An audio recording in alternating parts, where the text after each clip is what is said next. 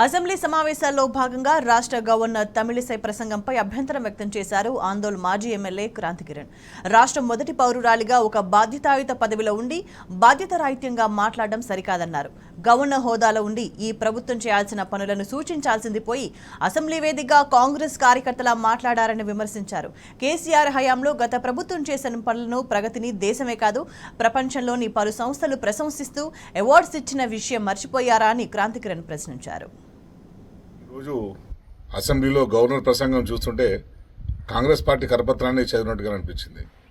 గత 10 ఏళ్లుగా తెలంగాణ రాష్ట్ర అభివృద్ధి కోసం కేసీఆర్ గారు చేసిన కృషిని, కేసీఆర్ గారు చేసిన అభివృద్ధిని దేశంలోని అన్ని సంస్థలు కితాబు ఇస్తూ ప్రశంసిస్తుంటే, ప్రశంసలు పంపించి అవార్డులు ఇస్తుంటే గవర్నర్ గారు అవేం తిరిగినట్టు ఈరోజు అసెంబ్లీలో ప్రసంగించడం అనేది నిజంగా కాంగ్రెస్ పార్టీ కార్యకర్తగానే తను బిహేవ్ చేసినట్టు కనిపిస్తుంది.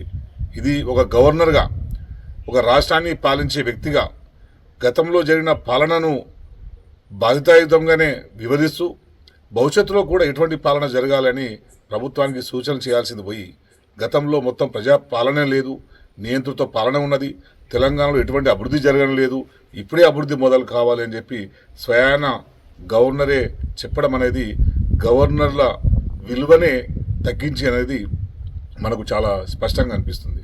మనం చూసుకుంటే నేను గవర్నర్ గారికి రిక్వెస్ట్ చేస్తున్నాను, మీరు మా నియోజకవర్గంలో ఒక ఊరికి రండి, గ్రామాల్లో గ్రామీణ అభివృద్ధి జరిగిందా లేదా మనం చూద్దాం.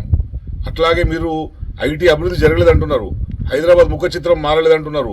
మీరు రోజు హైదరాబాద్ రోడ్ల మీద తిరుగుతున్నారు కదా, మీకు కనపడలేదా హైదరాబాద్ ముఖ చిత్రం మారిందా లేదా అనేది, పరిశ్రమలు కొత్తగా వచ్చిందా లేదా అనేది మీకు తెలియలేదా?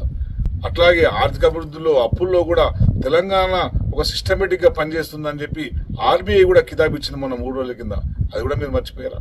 ఇవన్నీ మర్చిపోయి ఒక గవర్నర్ స్థాయిని మర్చి మీరు ఈరోజు కాంగ్రెస్ పార్టీ కార్యకర్తగానే మాట్లాడినరు అని చెప్పి అర్థమవుతుంది.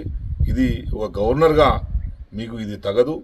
ఏదైతే ఈ ప్రభుత్వం కొత్తగా ఏర్పడినో మేమే మనస్ఫూర్తిగా స్వాగతిస్తున్నాం, ప్రజా నిర్ణయాన్ని స్వాగతిస్తున్నప్పుడు మేము చేయని పనులను, కేసీఆర్ గారు చేయని పనులను ఏమైనా ఉంటే ఆ ప్రభుత్వం చేయాలని చెప్పి మీరు నిర్దేశించండి. వాళ్ళన్నిటి కూడా మీరు ప్రభుత్వానికి చెప్పండి తప్పించి గత ప్రభుత్వాన్ని దూషించడానికి, కేసీఆర్ గారిని దూషించడానికి, ఆ విధానాలను ఎత్తి చూపడానికి మీ గవర్నర్ ప్రసంగాన్ని ఈరోజు అసెంబ్లీని వేదికగా మీరు చేసుకున్నట్టు చాలా స్పష్టంగా అనిపిస్తుంది.